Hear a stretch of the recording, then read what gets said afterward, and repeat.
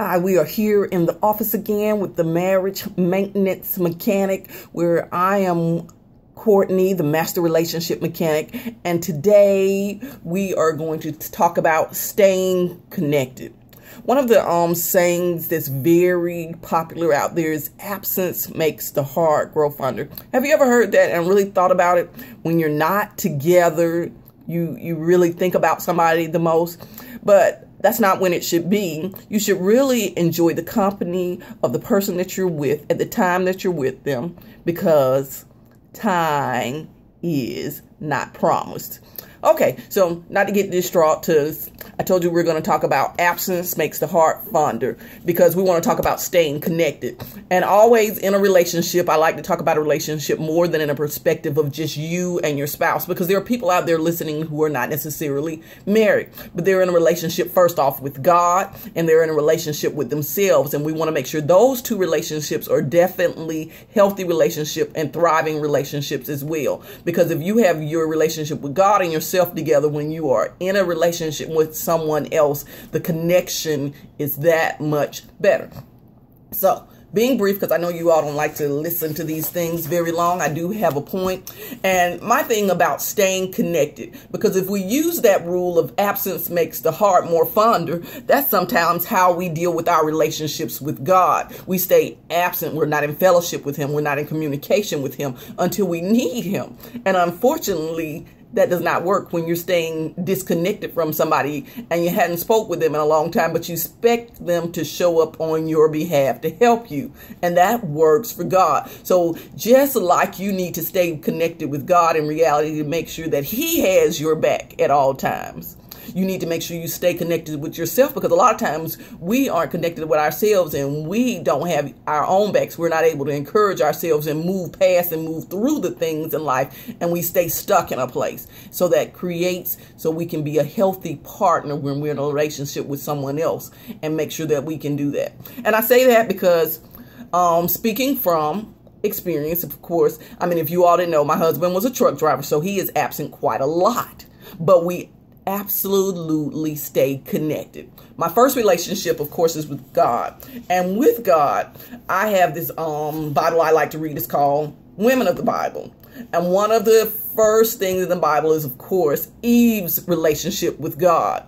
And we talk about our relationship with God. And that is the first relationship that became a disconnect. And how that became a disconnect is because we allow a lot of times distractions, and we allow temptation, because temptation will cause us to lose our paradise. And that means our covenant, our obedience. And then when we lose that, we begin to sacrifice things in our relationship with God. We give up the time. We give up our prayer. We give up our meditation. Those are things we need to get back to, women, because those are the things that give us strength when we are connected strongly like that to God. And men, of course, you need to be, in order to be a head of a household, you need to be following God. So to say that, the first rule is do not allow temptation to cause you to lose your paradise. Because when you lose your paradise, chaos comes in, hard work that was never necessary, distraction. So do not lose your paradise because temptation. That's one.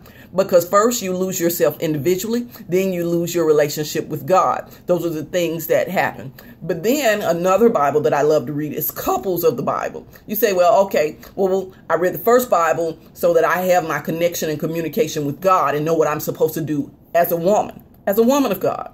It's a list of all the different women. And the thing about reading books, it keeps you from experiencing the same things that other women have went through.